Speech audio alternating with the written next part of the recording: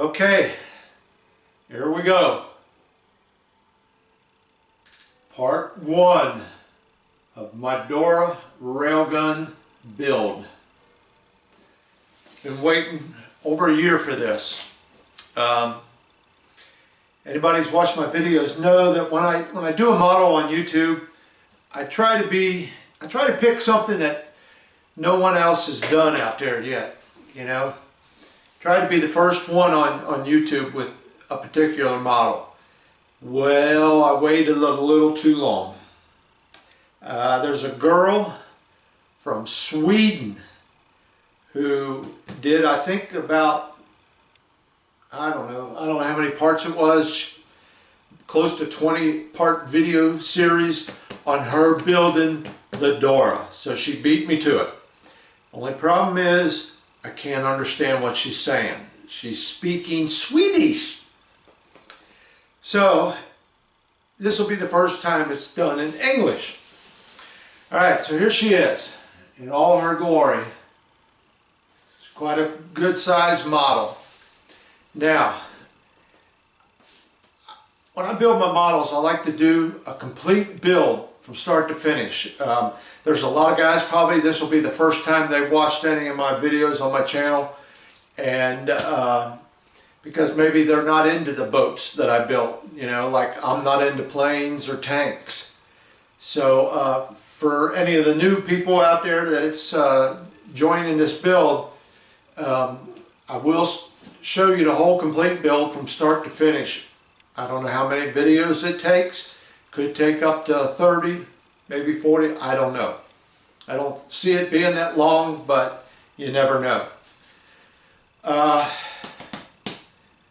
And, you know, I'll show you as much that I can without boring you to death. You know, so there might be scenes in the thing where I built a part and say, here's how I did it. Because it's just not enough video time to put up there me cut a piece off a sprue, cleaning it up, and putting it together, you know. So that's the way I do mine, and I think it's a little more interesting that way.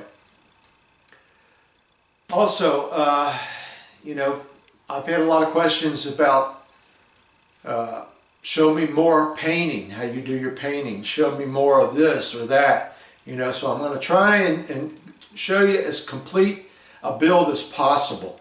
It might bore some of you older fellows to death, but you know, there is a lot of guys out there, from what I've been reading, that are just getting started into this. They've seen some of my videos and I've inspired them to go out and buy models. So with that being said, let's get this over here on the bench and we'll talk a little bit more about it and what I did my research and what I found. Alright, so let's get to the bench. Okay, before we move over to the desk, let me say this. It's my little disclaimer. I am in no way a professional model maker, okay, model builder, whatever you want to call it. I'm just some guy who's sitting down in my basement right now and builds models, okay. Sure, you know, when I was a kid, I built some model cars, you know, but then about 50 years went by before I picked up this hobby again. And I think I first got on YouTube in 2013. So for 3.5 years, I've been putting together some models. I haven't got that many. I don't know what I got, 7, 8 models that I built. So what I'm getting at is, build your own model. You know, I'm just showing you how I do it, okay? Because I've had a lot of guys comment, well, you didn't do this right, that ain't the way you... Yeah, but it works for me, and it comes out nice. I'm always looking for a different way, a way to make things a little bit simpler. So, you know, don't take anything I say as gospel and this is the way it has to be. No. I'm just showing you how I do it, okay? So, you know, just have fun with it, you know, build your own, your way. I'm just, you know, some of these new guys coming out, you know, for a long time, I didn't know when I first got into it that I had to wash my models, you know. I didn't know they had all that resin on them and stuff, that mold release.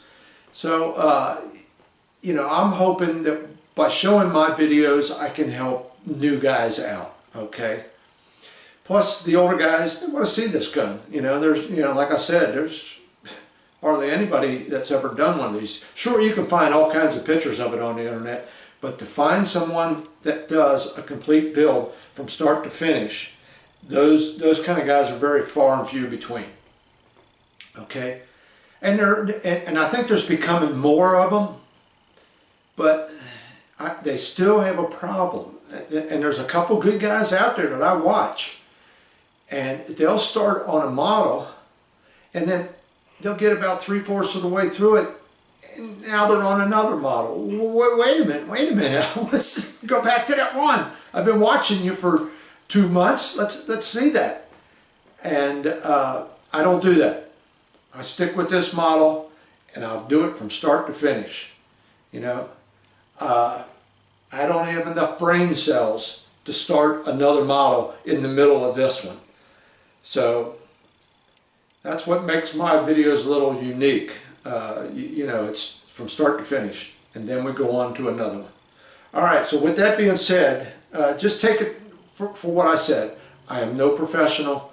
I'm just a guy in the basement, okay?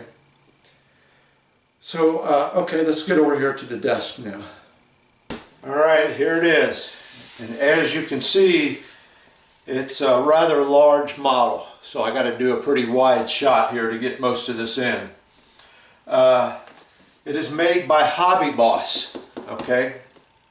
Now, from what I understand, from what I read, Hobby Boss has their models made over in China at the Trumpeter plant, okay?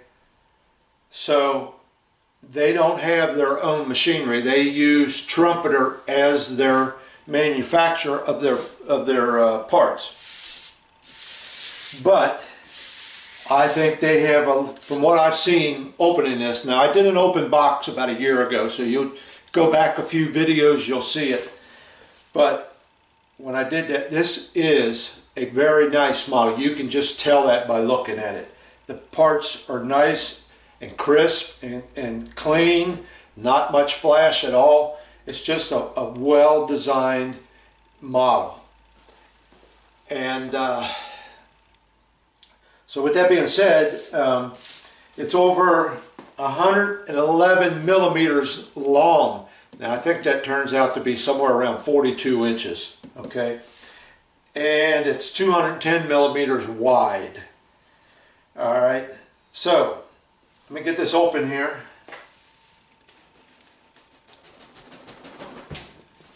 Kind of a big model. Now you can see from the way they packed her, they took great care in taking care of all the parts so that they're not rubbing together or anything. Now, in my research, and here is some of my research. This is just some of it. I got a bunch more on my computer. But what I found out here is they're calling this the Dora.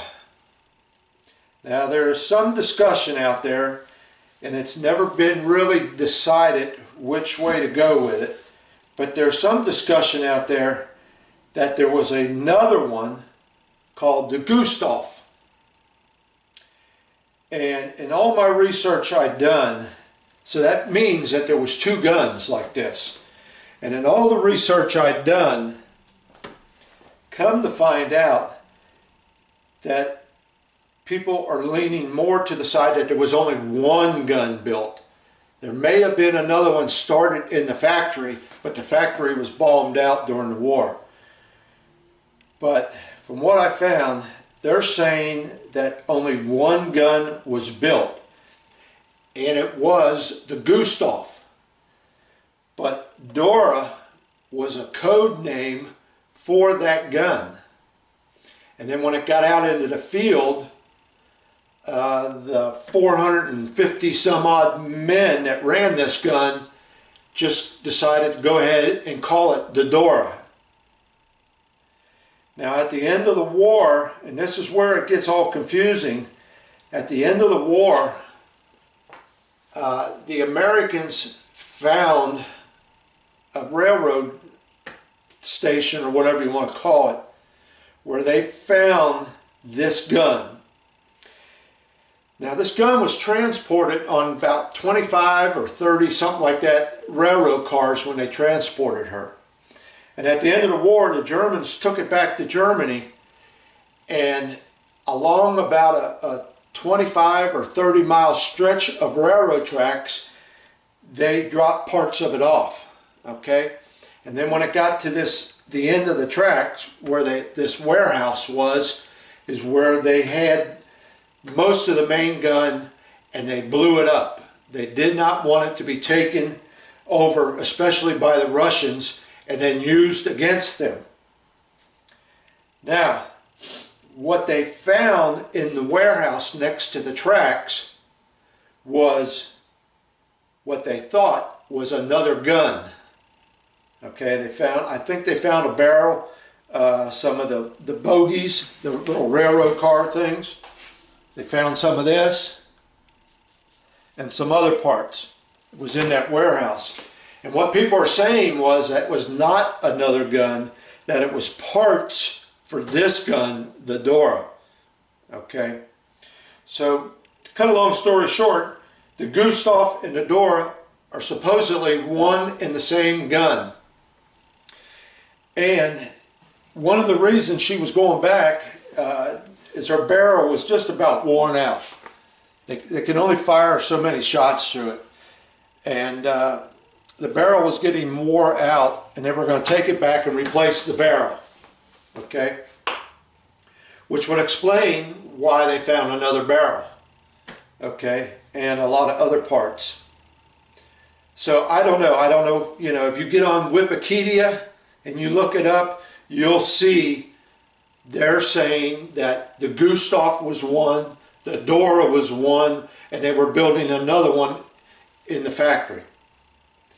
But a lot of people with a lot more knowledge of this than me seem to believe there was only one gun built at the time, and that was the Gustav, nicknamed the Dora. So it's however you want to look at it. You know, wherever you read, you'll find something different.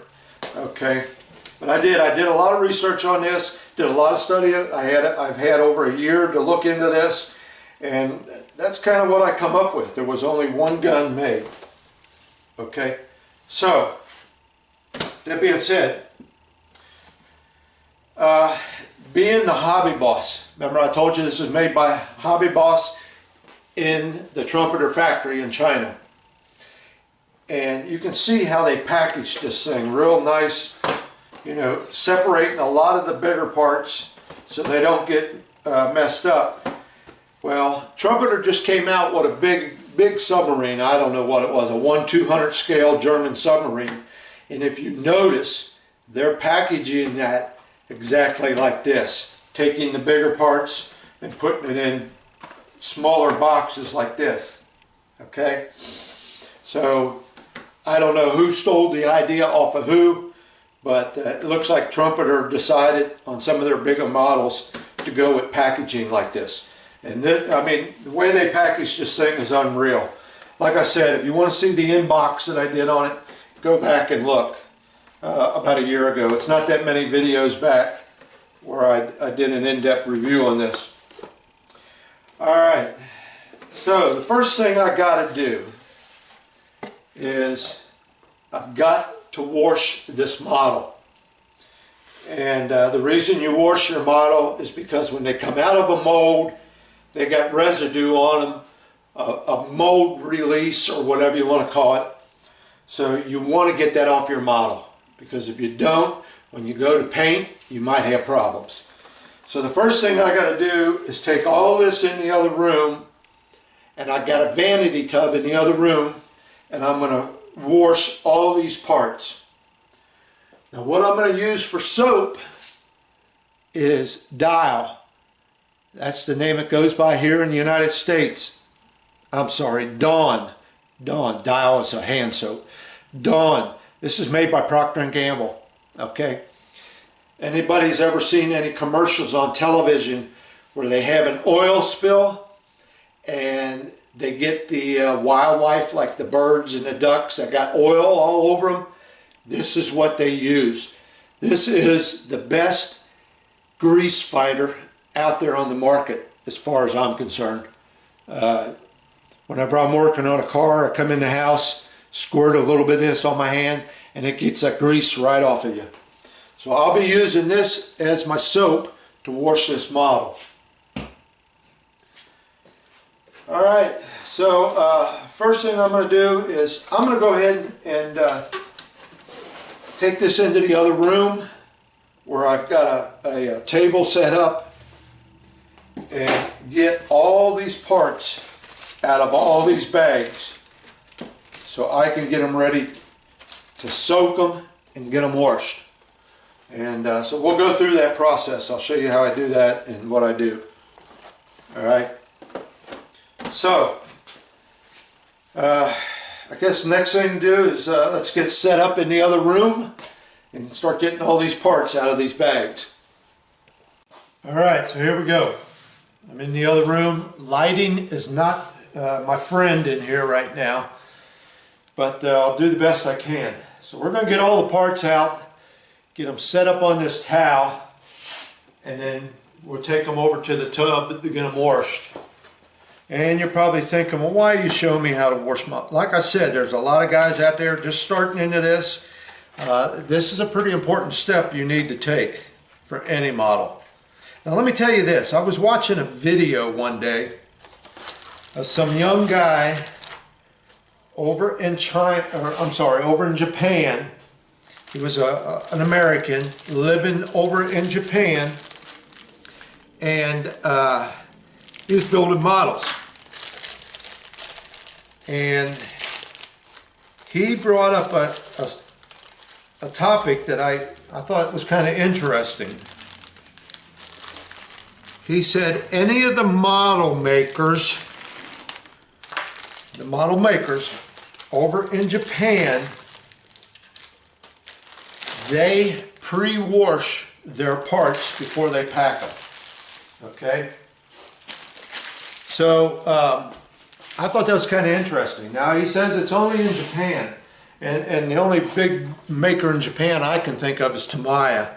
But he says all their parts are pre-washed, so you don't have to go through this step. Okay?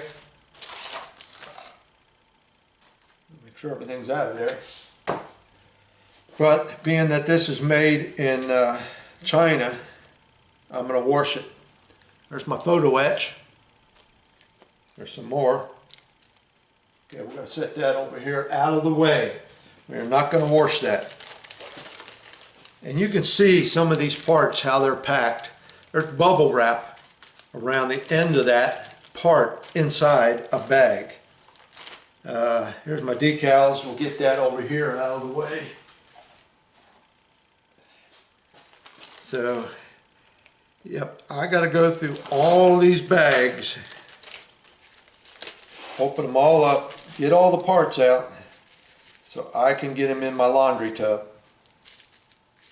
Alright, so I'm not going to bore you to death here with me getting all these parts out of these bags, because I've got quite a few. So I'm going to go ahead and shut this camera off. Go ahead, look at this. I got these all wrapped up and taped. This just tells you about the quality of this model. If they're willing to take this kind of time and effort to seal up these parts, you know. So there you go. There's two sprues of the same thing. Very delicate stuff. Looks like some piping and stuff. Alright. So I'm gonna run out of room here, I can tell, real fast. So let me go ahead and get these rest of these parts opened up. and I'll show you what I got here. Okay, so here we have it. Everything has been unbagged, unwrapped, and everything else. I have a total of 34 sprues, okay, and then some bigger parts, and then down there on the very end is the parts for the track, and that's the base that it sits on. Now listen, when you're taking these out of these bags and unwrapping them, okay, make sure you go through the bag and make sure no little pieces in there, anything that has fallen off of the sprue. You don't want to throw your bags away and find out you had a part in it. I have one part that came off of the sprue, and right there it is. So I'm putting it in this little container. So make sure you check all your packaging when you're done to make sure you didn't lose anything. Alright, so let's do a little, let me zoom in a little bit for you and show you what we got here.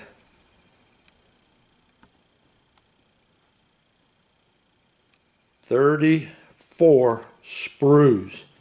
Now a lot of those sprues are doubled up. I think for the, it's in this pile down here, right around in there, are the railroad wheels and stuff for the little cars. There's probably 3 or 4 sprues of those, probably 4. So a lot of sprues are doubled up. If you can see this, here's some more wheels right here. So there's those 2 sprues are the same. So might seem like a lot, but once you build them little railroad cars, you'll probably go through probably 8 of them sprues in no time. There's one sprue with nothing but I think the railroad track on it and some parts for that. So it might seem like a lot, but yeah, you can go through it pretty fast. Alright, so my next step now is to get the laundry tub filled up with some warm soapy water and get all this stuff in there. I got a nice big laundry tub, I can fit it all in there. And then let it soak for a little bit. Alright, on to the next part. Okay, while that stuff is in the other room soaking, I came in here and was looking at the directions. I was looking for a parts count and I can't seem to find it. But I guarantee you there's well over 1,000 pieces here. But anyway, in the directions, you open it up, the first page gives you a sprue layout, okay? And right up here in this corner, this is mostly the railroad parts for the railroad cars, and it is sprue A, and there's 8 of them. So there's 8 of these sprues right here. Right there they are. And right up here in this corner it says A. So that's going to help out quite a bit on your layout when they give you a code call out for what sprue it is and how many of them sprues there are. So like I said, you know, you can knock out some of this pretty easy. Just building the railroad cars, you're going to knock out 8 sprues there, 4 there, that's 12. And then you got 4 of these of a sprue, 2 of those, 2 of those, 4 of those. So you'll be knocking some of this out pretty fast. Alright. So I just thought I'd show that to you. There is a sprue call out on the inside of the directions. Okay, I'm going to get back in the other room and see how my stuff is cooking. Okay, so here I am in this little area back here in my basement where I got a laundry tub. And luckily next to it I got a washer and dryer here. And I got a towel laid out, so when I take the parts out I can get them right onto a towel and get most of the water off of them. Alright, now I got a plug for this thing. A little plug for this thing to stop the water. And what I'm going to do is I'm going to put that plug in, fill this up, and lay this small little hand towel over the top of that plug. And what that's going to do for me, hopefully, when it comes time to drain the water out, I can reach under this towel and pull that plug, let that water drain through this little hand towel, and hopefully, if any small part came off, this will catch it before it goes down that drain. But as I start pulling out my parts, I'm going to look at them real good. I'll take each sprue, look it over real good, and see if anything came off. If it did, I'll search through that water and try and find it. Okay, and then I'll rinse them off and lay them up here on this towel, and then I'll take them in the other room on that table again and blow them off a little bit with a hairdryer. Okay, so let me start getting this tub filled up. Now I'm going to put hot water in here, but I want to be able to put my hands in it, so I don't want to scald myself. So I'll get it as hot as I can without burning my hands. Okay, so that the hot water plus this soap should be more than enough to get off any kind of residue that's on them parts. So it's going to make a lot of noise trying to fill this up, so I'm going to go ahead and shut the camera down, get this tub filled up, and then we'll start getting the parts in there. Okay, there's my water. You can see, I think it shows up, this soap makes a lot of suds. So I've been letting it sit a little bit, trying to get them suds down. So I moved in a bunch of my parts in here, and let's get started. I got that towel down in there, that rag. It's not sitting real good right now, but when I go to drain this water, I'll make sure it's flat down in there. So here goes my sprues. Start setting them in there. One batch. There's another batch.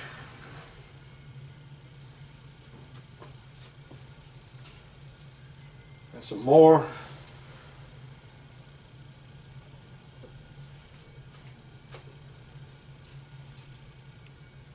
Some more.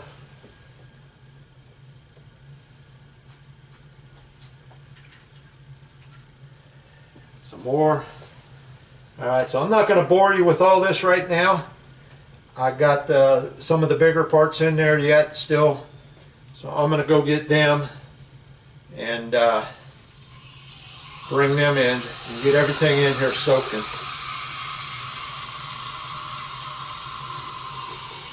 Okay, I'm going to get a little more hot water in there, a little bit warmer.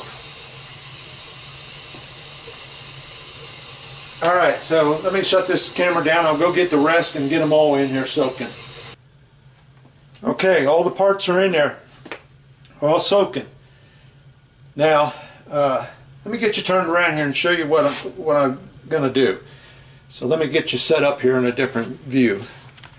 Okay, sorry about the light in here. Like I said, I'm back in this corner. It's kind of cramped. But normally what I do when I'm washing my sprues for a model, and usually you only got 6, 7, maybe 8 sprues, I usually take an old toothbrush, alright? Old soft bristle toothbrush, and go across my sprues, you know. Now, there's a lot of small parts on here. I'm not going to take the chance of knocking anything off. So I think I came up with a better way to clean these sprues. And let me show you what it is. Right here. Good old plunger. I think this will do the trick. So let me get my safety goggles on, because you don't know where this thing has been. Okay? So here I am. We're going to give this a try. So here we go. Okay, here we go. Yeah, that's getting it. Oh yeah. Oh yeah, that's doing the trick. Yeah, this is it. This'll do it. Okay, I think that's good enough. Let's see how I did. Set that out of the way. Watch it don't splash on you. Nasty stuff. Alright. Let me get my goggles off. Get my glasses on. Let's see how we did. Oh yeah. Yeah, it came out nice. Yeah. Everything looks like it's still on the sprues. So let me go ahead and rinse these off a little bit and get them out of here. I gotta let some water out. I'm starting to flood myself out. Okay, let me get this turned off again and start pulling these out of here. Okay, you really didn't think I was going to do that, do you? So here's what I'm doing. If I can find, here it is. I'm getting the bigger parts here. And I'm just going across them real nice and quick. Nothing fancy. Most of this soap just soaking in here with these parts will get that residue off. Okay. And I got to turn a little bit of water in here.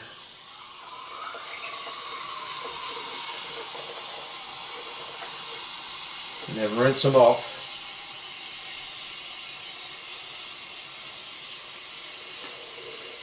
Alright. And then I'll lay them over here. And then I think I'll get all these railroad track parts out of here and then go over and dry them off and then come back and get some more. Okay? So that's all you got to do. Just clean them off. Just, you know, run them through a rinse cycle. Now I thought about putting them in the washing machine here. See what that would do.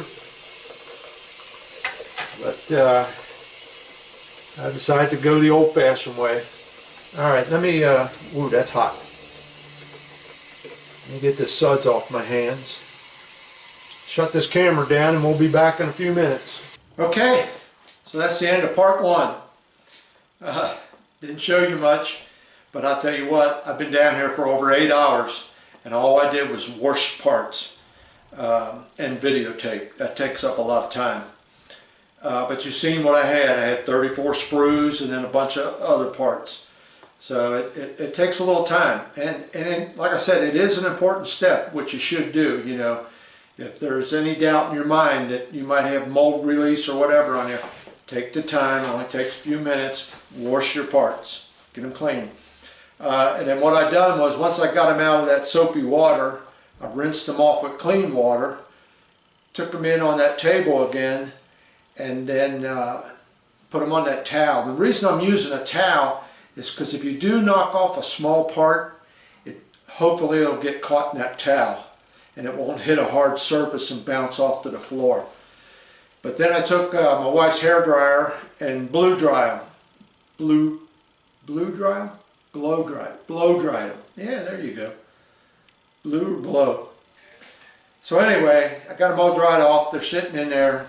Next step will be to bring them in here and sort them all out. Get all my sprues that are the same together. Make it easier on me when I start putting this thing together. Alright, so like I said, that's the end of it. Not much to show you. Just, you know, and I don't need any comments that I was using the wrong plunger. You know. Like I said, this is the way I do it. Alright, thanks for watching.